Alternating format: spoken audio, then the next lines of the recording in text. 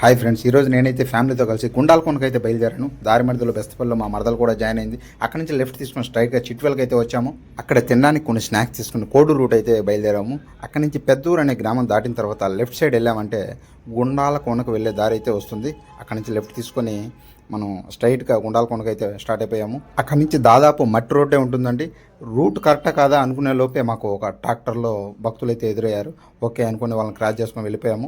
ఇంకొంచెం దూరం వెళ్ళిన తర్వాత దారిలో కొన్ని వాటర్ అయితే వస్తాయండి. ఏం పర్లేదు, బైక్లో వెళ్ళే వాళ్ళు క్రాస్ చేసుకుని అయితే వెళ్ళిపోవచ్చు.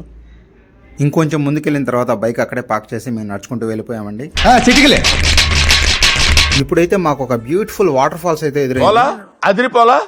అక్కడ నుంచి జస్ట్ ఒక 100 మీటర్స్ నడుచుకుంటూ వెళ్ళామంటే మనం టెంపుల్కి అయితే రీచ్ అయిపోతాము.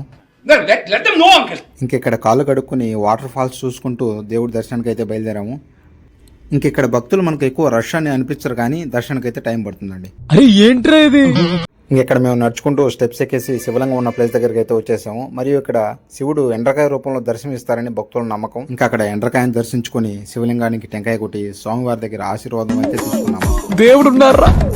ఇంకా అక్కడ మాకు వాటర్ ఫాల్ దగ్గర నీళ్ళల్లో కొన్ని చేపలు అయితే కనపడ్డాయి. ఇంకా అక్కడ చేపలతో ఆడుకుంటూ నేచర్ని ఎంజాయ్ చేస్తూ ఫొటోస్ తీసుకుంటూ నీళ్ళల్లో మునుగుతూ అందరితో పాటు చాలా బాగా ఎంజాయ్ చేసాము. ఇంకా ఇక్కడ నీళ్ళల్లో దీపాలు వెలిగిస్తే కోరికలు తీరుతాయని కొంతమంది భక్తుల నమ్మకం. తర్వాత ముందున్న వాటర్ ఫాల్ దగ్గరికి వచ్చేసి కాసేపు హ్యాపీగా కూర్చొని స్నాక్స్ తిని మళ్ళీ ఫొటోస్ దిగాము. నేనైతే అప్పటికే బాగా టైర్డ్ అయిపోయాను కాబట్టి ఇంకా రిటర్న్ బయలుదేరిపోయాం. ఓకే ఫ్రెండ్స్, వీడియో నచ్చితే ఛానల్ని సబ్స్క్రైబ్ చేయండి, లైక్ చేయండి, షేర్ చేయండి. మరిన్ని వీడియోస్ కోసం వెయిట్ చేయండి.